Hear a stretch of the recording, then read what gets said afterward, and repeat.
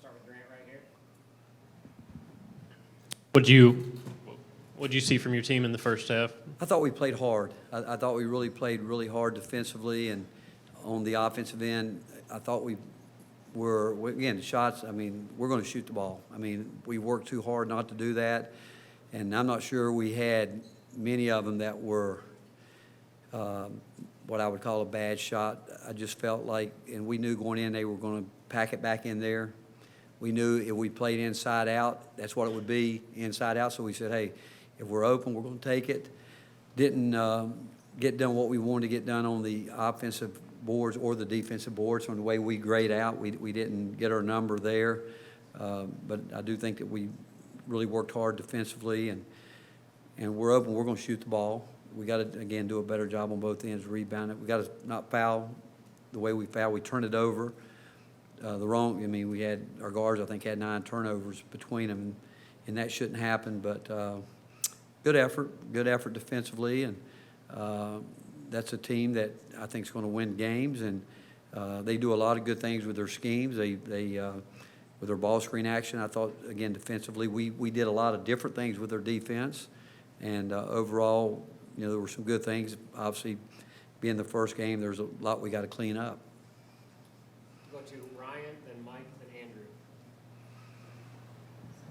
Did you feel like anything changed for you guys offensively in the second half besides just making shots? And it seemed like Tennessee Tech was switching defenses a lot. How did you guys feel like you guys handled that? Well, what we didn't do, again, we felt with the pace that we want to play that we're going to play against tempo presses, 2-2-1 or a 1-2-2.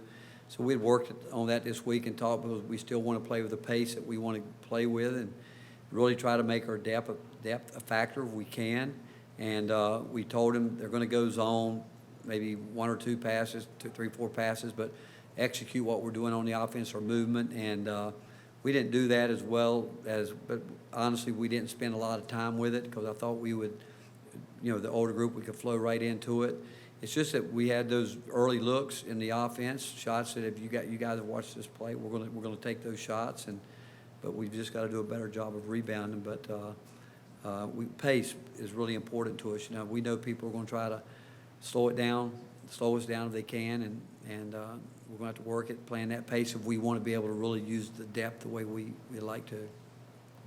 Rick, what did you like about what you got from Josiah, and just how good was it to get him back in the fold? Yeah, it's the first, that's obviously the most he's been out there playing. We've kept his reps down to a minimum. It's been more based on mileage in practice, but I thought, again, he did what I would expect from him, come out, get in the flow of the game, but being for the first time out there, he did some good things. I thought his cardio was probably a little bit better than I thought it would be, but we had a set number we were going to how much we we're going to play him tonight, and we took him up to there. Then we got him out, but I thought Joe, for the most part, did a really nice job. Do you feel like the pace kind of led to some early turnovers, and if so, do you think that's something that'll kind of clean itself up as the season goes on? I'm sorry? Sorry. Do you think the fast pace kind of led to some early turnovers? And if so, do you think? No, I don't. I think, again, I'll show them every time we turn it over is because we didn't do what we've practiced. And Urosh had a chance to kick it out. He didn't. He put it on the floor early. And then after that turnover, he came back. And, their first couple points, he fouled a 3-point shooter, left his feet. He gave up 5 quick points early. But I just didn't think he was totally locked in the way he needed to be. But we knew coming in tonight we'd end up playing more of a smaller lineup because of the fact that they could put 4 or 5 guards out there. But we practiced with a fast pace. But again, I could say we can move the ball around, throw it inside, maybe get fouled more, get to the free throw line more. But if we're open, we're going to take our shots. And I think the worst thing is when we get them hesitant, and I don't, again, for the most part, I don't think they were hesitant, but the fact is we ended up the second half shooting it well, which that's more in line with what we do, but there are going to be nights, I'm telling you, that we're going to have great looks at it. It doesn't go in. That's where we've got to be more aggressive and better on the offensive glass. Rob, then Wes, then Ben. Coach Tyreek, I don't know that any of us were surprised that saw him at Gonzaga, but for him to do that in a real game with people in the arena, was that impressive? Well, again, I think the other two games we played were real games too, and obviously more fans here tonight. And again, what can I say about our fan base? I think Tom said we almost had 18,000 people here tonight, which aren't many teams in the country that can say that. And students were awesome with their turnout, but you wonder when they start popping popcorn and the lights come on, how guys will respond. But I'm not surprised. I mean, his demeanor pretty much never changes, and other than the first half against Michigan State where he didn't attempt a shot, every half since then he's been everything that we thought he could be, and he can even do more. His versatility and the things that he does gives us really a terrific weapon. I thought defensively tonight he worked hard too. And what about when he was running the point, when Zakai was out? What did you think of that? Yeah, we've worked with multiple guys bringing the ball down the floor and executing our offense, and the key is getting it down there quick is what we want to do. We want to put a lot of pressure on people early in the possession, and I did not think we did a great job getting our post guys involved early, and some of that had to do with Tennessee Tech doing a great job of getting back and getting deep in there and not giving us early post up and those type things. But Tyreek, he can do a lot of different things, and he's again, I think he and Julian, the more they get settled in, the better we're going to see them become. Rick, when did your sort of mindset on taking threes really start to change in terms of the volume of it? Was it recently, or and what caused it? Was it how kids play these days, or was it what they're doing at the NBA level? What changed that for you? I think I've said it. We have a system, but we're going to adjust it to what we think players are good at. We can shoot the ball. I mean, it's plain and simple. We can shoot it. I mean, we stat every shot we take in practice. We stat every shot we take during vitamins. And, I mean, there was one time this year that Zakai made 49 straight threes from behind what we call our 4-point line. And we shoot it. And we work hard at it. And but the players are the reason they're the reason we're playing the way we're playing right now. They had us. Just watching them play, and it's up to us to give them confidence. I mean, not at one time. I can tell you, every time out tonight, I said it to them: keep taking your shots. If you're open, shoot the ball.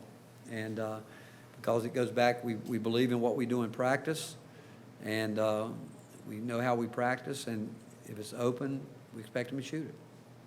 Rick, Jemiah at one point had a nice little 5-0 run, three, and a mid-range jumper. How much has he improved offensively, and do you think that you can get that consistently from him this season? I think he's better than what he's played up to this point. I mean, he arguably is probably our most improved player from the returning players. And again, he understands our system. He knows. I mean, tonight he played the 4. Even when Julian was out there, we had him match up because we think he can guard it. We know, and we really believe that our perimeter guys on switches can guard inside. We really do believe that. We got to get our post guys doing a better job on the perimeter when we get into those switching type situations that we're going to get into some, just because of what people do. But the only thing, again, I think he and Santi and Tyreek and Zakai had turnovers tonight that they shouldn't have had, and it all, every one of them was really a poor decision, to be quite frank, trying to do things that, because when a game gets going like that and they're sagged back in there, and again, we keep telling them to play with the post guys because we want the post guys to be involved, but there's certain times you can't get it there. You got to move on, and we didn't do that a few times. Despite it being Julian's first regular season game, he looked really confident out there. What does that say about his mentality, and how does that mentality kind of lead to him being so possibly successful in his first year? Well, I can tell you, we love Julian, and we love him for all the things that he has done from the time he's walked on campus. I mean, he has bought into the program.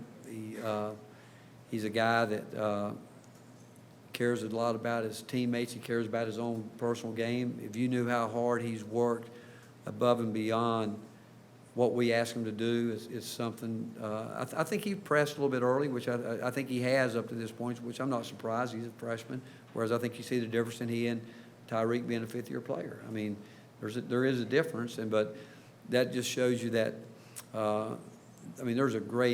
There's a really high ceiling for Julian that he's going to get to, and I thought he was really tried to work hard the second half getting on the glass. I think, like most young players, when he missed some shots, and he can shoot the ball. There's no question he can shoot it.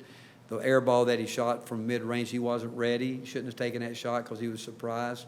And that goes back to our lack of organization on that possession. But he picked up 2 charges. He made a great effort in the second half, going to use his length and getting on the glass. And that's what's exciting. There's just so much more he can add to his game, and the better he also gets to really run the lanes hard is going to help him. And but again, his ceiling is way up there, and he's really just getting started. Go next to Ryan. How would you assess y'all's defensive performance tonight? You know, again, we fouled too much. You know, we did a good job in terms of holding them to what we want from a point per possession total, but didn't do the job on the defensive boards that we needed to do. Didn't, again, foul too much. I haven't seen the deflection chart yet. I know we got our hands on a number of different balls and broke some loose, but I haven't seen that number yet. But overall, they scored 43 points, and we were playing hard, and that's the first step in wanting to be a good defensive team. Now, there's a lot of things we've got to clean up, but we've got to get max effort. We got to get our cardio where we need it from everybody, where there's not a big drop off when the pace gets going for we'd like to get the pace going for 2.5, 3 minutes, and sometimes it could end up being 4. Who knows? But our cardio has got to continue to get better. So there's just no drop off on the defensive end, and certainly at the pace we'd like to play on the offensive end, that we can play at that pace, but execute at that pace. Mike? Rick, what's the plan, I guess, for DJ Jefferson this season, and what went into reaching that point?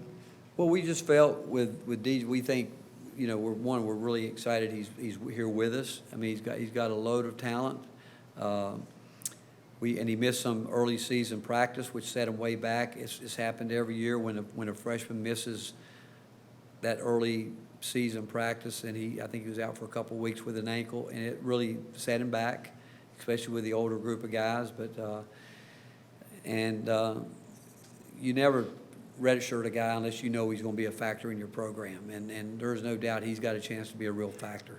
And I think it's going to help him tremendously, because everyone that we've ever done that with, it has paid off. If they do their part, and there's no question in my mind, I think he will. Certainly, we hope he will, but we're excited he's here. But just with what he missed early, we just felt like it was going to be really hard for him to catch up. Yeah, we are going to redshirt him. Yeah. All right, Coach, thank you. All right, thank you, guys.